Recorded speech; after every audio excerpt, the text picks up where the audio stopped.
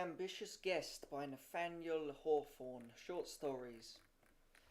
One September night a family had gathered round their hearth and piled it high with the driftwood of mountain streams, the dry cones of the pine, and the splintered ruins of great trees that had come crashing down the precipice. Up the chimney roared the fire and brightened the room with its broad blaze. The faces of the father and mother had a sober gladness. The children laughed. The eldest daughter was the image of happiness at 17, and the aged grandmother who sat knitting in the warmest place was the image of happiness grown old. They had found the herb heart's ease in the bleakest spot of all New England. This family were situated in the notch of the White Hills, where the wind was sharp throughout the year, and pitilessly cold in the winter, giving their cottage all its fresh inclemency before it descended on the valley of the Saco. They dwelt in a cold spot and a dangerous one, for a mountain towered above their heads, so steep that the stones would often rumble down its sides and startle them at midnight. The daughter had just uttered some simple jest that filled them all with mirth, when the wind came through the notch and seemed to pause but before their cottage, rattling the door with a sound of wailing and lamentation. Before it passed into the valley, for a moment it saddened them, though there was nothing unusual in the tones, but the family were glad again when they perceived that the latch was lifted by some traveller, whose footsteps had been unheard amid the dreary blast which heralded his approach, and wailed as he was entering, and went moaning away from the door. Though they dwelt in such a solitude, these people held daily converse with the world. The romantic pass of the Notch is a great artery, through which the life-blood of the internal commerce is continually throbbing between the Main on one side and the Green Mountains and the shores of St. Lawrence on the other. The stagecoach always drew up before the door of the cottage.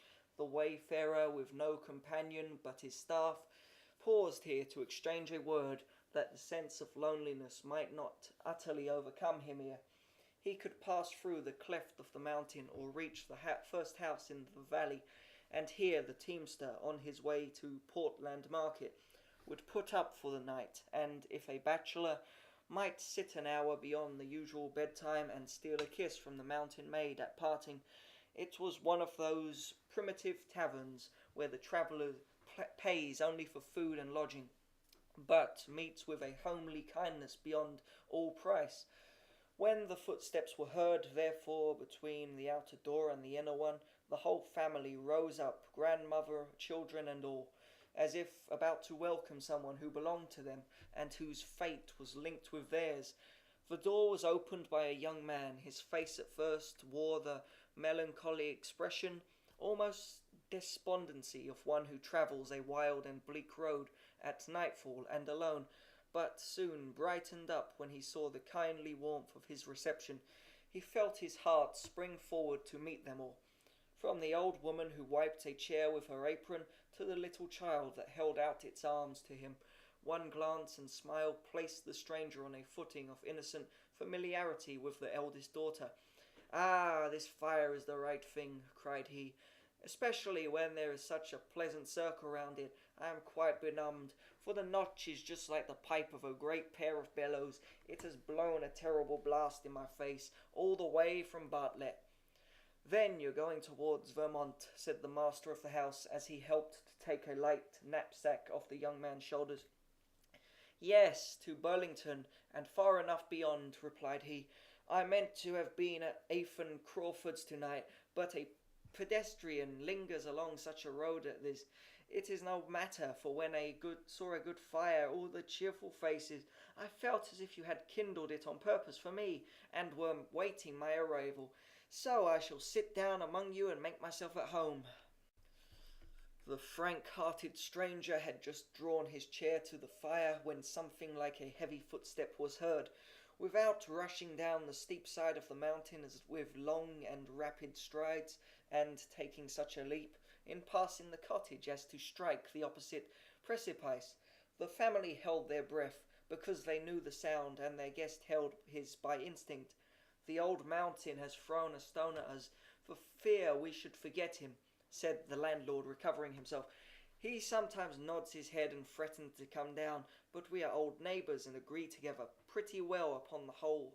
Besides, we have a sure place of refuge hard by if he should be coming in good earnest. Let us now suppose the stranger to have finished his supper of bear's meat, and, by his natural felicity of manner, to have placed himself on a footing of kindness with the whole family, so that they talked as freely together as if he belonged to their mountain brood. He was of a proud yet gentle spirit, haughty and reserved among the rich and great, but ever ready to stoop his head to the lowly cottage door, and be like a brother or a son at the poor man's fireside. In the household of the Notch he found warmth and simplicity of feeling, the pervading intelligence of New England, and a poetry of native growth, which they had gathered when they little thought of it, from the mountain peaks and chasms, and at the very threshold of their romantic and dangerous abode he had travelled far and alone. His whole life, indeed, had been a solitary path, for, with the lofty caution of his nature, he had kept himself apart from those who might otherwise have been his companions.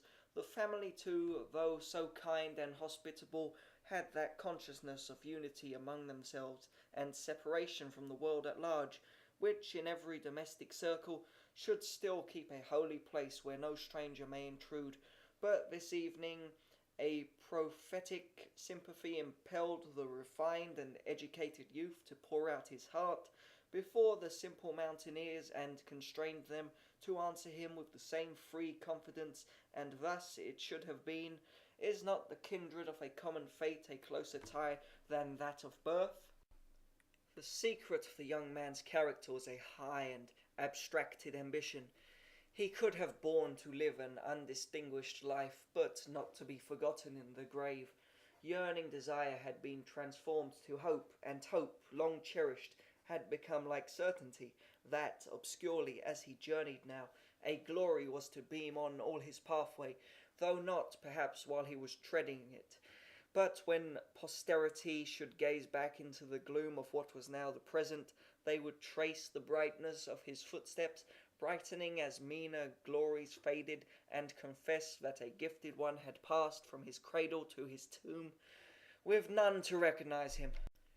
As yet, cried the stranger, his cheek glowing and his eye flashing with enthusiasm, as yet I have done nothing. Were I to vanish from the earth, tomorrow none would know so much of me as you, that a nameless youth came up at nightfall from the valley of the Saco, and opened his heart to you in the evening, and passed through the Notch by sunrise, and was seen no more.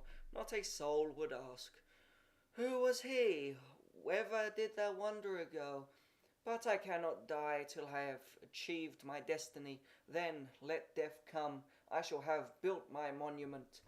There was a continual flow of natural emotion gushing forth amid abstracted reverie, which enabled the family to understand this young man's sentiments, though so foreign from their land, with quick sensibility of the ludicrous.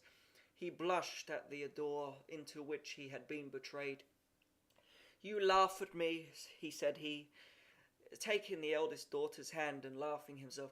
You think my ambition as nonsensical as if I were to freeze myself to death on the top of Mount Washington, only that people might spy at me from the country round about, and truly that would be a noble pedestal for a man's statue.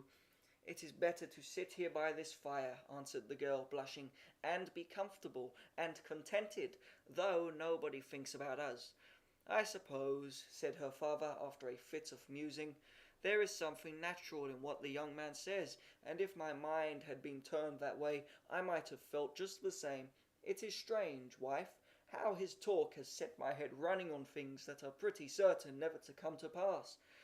Perhaps they may, observed the wife.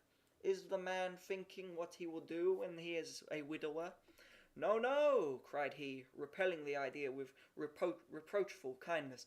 When I think of your death, Esfa, I think of mine too, but I was wishing we had a good farm in Bartlett or Bethlehem, or Littleton, or some other township round the White Mountain, but not where they could tumble on our heads.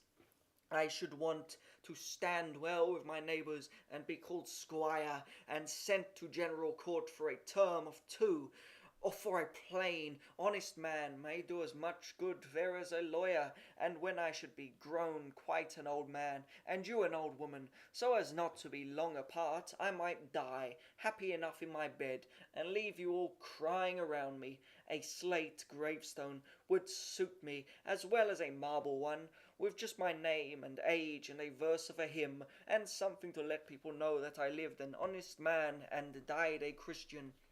"There now," exclaimed the stranger, "it is our nature to desire a monument, be it slate or marble or a pillar of granite, or a glorious memory in the universal heart of man.